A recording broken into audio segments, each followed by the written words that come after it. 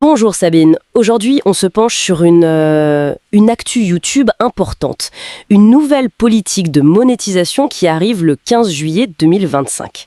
On a épluché un article assez pointu d'un blog SEO pour comprendre tout ça. Notre objectif, décrypter les changements et voir ce que ça signifiait, surtout pour les créateurs. Oui, bonjour, effectivement. L'intention affichée par YouTube, elle est assez claire. Ils veulent rehausser la qualité, la pertinence des vidéos. Et dans leur ligne de mire, il y a ce qu'ils appellent les contenus inauthentiques, ceux qui sont produits en masse ou très répétitifs. Et ça touche directement l'éligibilité au fameux programme partenaire YouTube. D'accord, mais alors, contenu inauthentique, qu'est-ce qu'ils mettent derrière ce terme exactement ? D'après notre source, il y a deux aspects principaux. D'abord, le contenu produit en masse, genre via des outils d'automatisation, des scripts. C'est ça. Et ensuite, le contenu dit répétitif, c'est-à-dire des vidéos qui se ressemblent énormément, sans vrai ajout créatif. Pensez aux vidéos qui utilisent le même gabarit et où juste quelques textes ou images changent, quoi. Voilà, c'est un peu le contenu à la chaîne, soit fait par des machines, soit très très standardisé. Et même si c'est fait à la main, si c'est toujours la même chose, ça pose problème. Les vidéos générées automatiquement ou les compilations qui tournent en boucle sur les mêmes extraits, ça c'est clairement visé. Ah oui, d'accord. Et ce qui est assez fascinant, c'est cette volonté de YouTube de valoriser l'effort unique.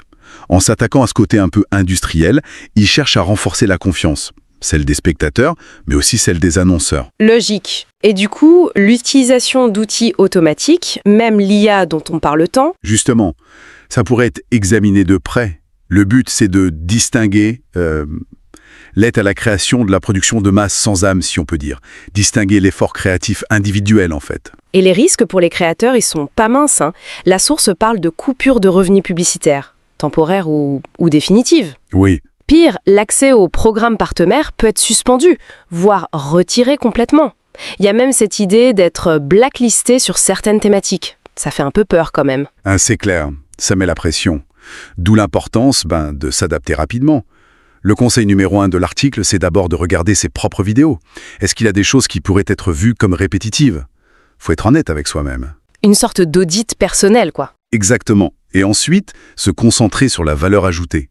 Proposer une analyse perso, un angle unique, une narration originale.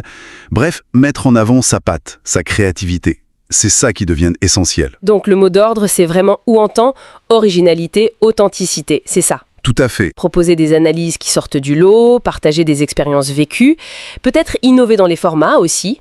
Et l'article dit aussi, attention à l'automatisation à outrance, à éviter les duplications trop évidentes entre les vidéos. Oui, mais ça soulève une question importante, non ?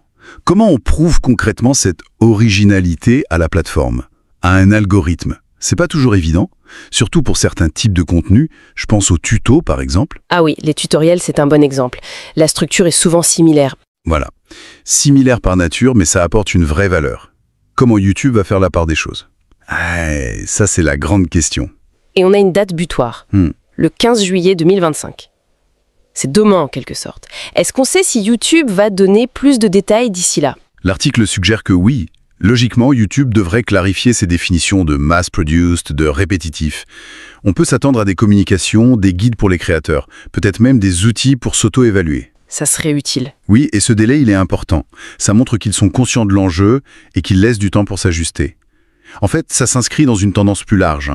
YouTube cherche à mieux contrôler la qualité globale sur sa plateforme. D'accord. Alors, si on résume tout ça, qu'est-ce qu'il faut retenir ? Principalement, c'est un virage de YouTube vers plus d'originalité, plus d'authenticité, effectif mi-juillet 2025.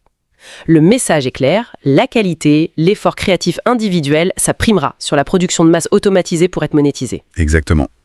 C'est une tentative d'assainir l'écosystème créatif, on pourrait dire. Il va falloir être vigilant sur l'unicité de son contenu. C'est crucial pour garder ou obtenir la monétisation. La période de transition qu'on a maintenant, c'est le moment idéal pour réévaluer sa stratégie, pour ajuster le tir. Bien compris.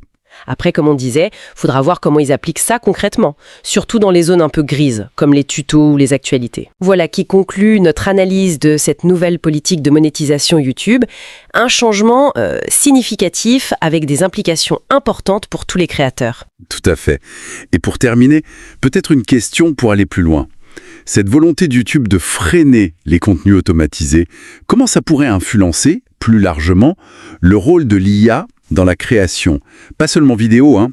Quel signal ça envoie sur la valeur qu'on donne à la créativité humaine par rapport à la génération automatique dans l'économie numérique d'aujourd'hui?